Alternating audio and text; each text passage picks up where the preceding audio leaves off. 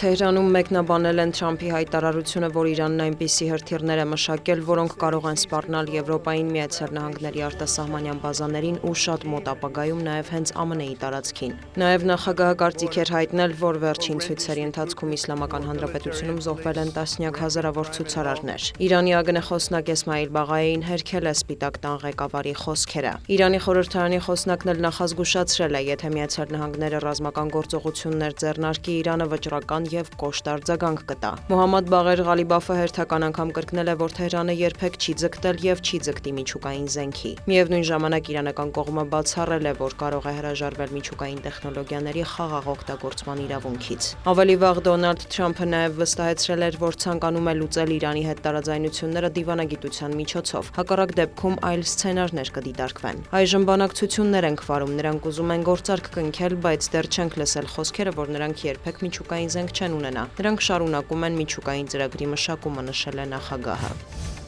Վոլոդիմիր Զելենսկին հայտնել է, որ Ուկրաինայի, Ռուսաստանի և Միացյալ Նահանգների եռակողմ բանակցությունների հերթական փուլը նախատեսված է մարտի սկզբին։ Նա հավելել է, որ մինչ այդ փետրվարի 26-ին Ժնևում կհանդիպեն Ուկրաինայի ազգային անվտանգության և պաշտպանության խորհրդի քարտուղար Ռուստեմ Ումերովն ու ԱՄՆ նախագահի հատուկ բանագնաց Սթիվեն Ուիտկոֆը։ Կքննարկվեն Ուկրաինայի վերականգնման, եռակողմ հանդիպման նախապատրաստման և գերիների փոխանակման հետ կապված հարցեր։ Ավելի վաղ Ռուսաստան-Ուկրաինա-ԱՄՆ եռակողմ բանակցություններում ամերիկյան պատվիրակության ներկայացուցիչ Սթիվեն Ուիտկոֆը հաստատել էր, որ առաջիկա օրերին մեկնելու է Ժնև, Թեհրանի և Կիևի ներկայացուցիչների հետ հանդիպելու համար։ Նրա խոսքով Վաշինգտոնում հավատում են, որ հնարավոր կլինի կազմակերպել Պուտինի և Զելենսկու հանդիպումը, լուծելու գլխավորապես տարածքների հարցը։ Բանակցային գործընթացը մեկնաբանել էին նաև Կիևից, նշելով, որ հիմնականում կենտրոնացած են տարածքային խնդիրների վրա, որոնց մաս է Զապորոժիեի ԱԷԿ-ը։ Դոնալդ Թրամփն էլ հայտարարել է, որ Վաշինգտոնը ջանասիրաբար աշխատում է սպանություններն ու կոտորածը դադարեցնելու ուղղությամբ։ Ռուսաստանի և Ուկրաինայի միջև պատերազմում ամենամիս զոհվում է 25,000 զինվոր։ Նման բան երբեք չէր սկսվի, եթե ես լինեի նախագահը, կրկնել է Սպիտակ տան ղեկավարը։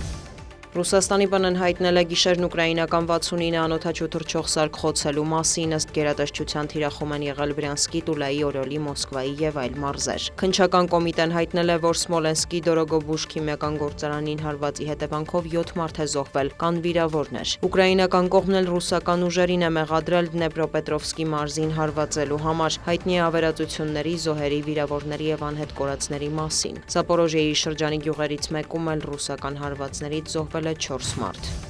Ամերիկյան մաքսատուրքերի ֆոնին Գերմանիայի կանցլերը երկօրյա այցով մեկնել է Պեկին։ Բեռլինի պատվիրակության կազմում են նաև գերմանական խոշոր ընկերությունների ղեկավարներ և գործարարներ։ Պաշտոնական հանդիպումներին ընդառաջ Ֆրիդրիխ Մերցն ընդգծել է արդար մրցակցություն ապահովելու և համաձայնեցված կանոններով առաջ շարժվելու կարևորությունը։ Նա տեղեկացրել է, որ իր այցի օրակարգային կարևոր հարցերից են ռուս-ուկրաինական պատերազմը, Պեկին-Մոսկվա հարաբերությունները, համաշխարհային ճգնաժամերին հակազդելու ջանքերը։ Ակնկալվում է, որ այցի ավարտին կստորագրվեն տնտեսական համաձայնագրեր, ներառյալ ավտոմոբիլային ոլորտում։ Մերցին արդեն ընդունել են նախագահ Սի Ցինփինը և վարչապետ Լի Ցյանը։ Պաշտոնյաները հաստատել են երկկողմ գործակցությունը խորացնելու պատրաստակամությունը։ Սին կոչ է արել համաշխարհային անկայունության ֆոնին ամրապնդել Չինաստանի և Գերմանիայի միջև փոխվստահությունը։ Դիանա Գասպարյան, լուրեր։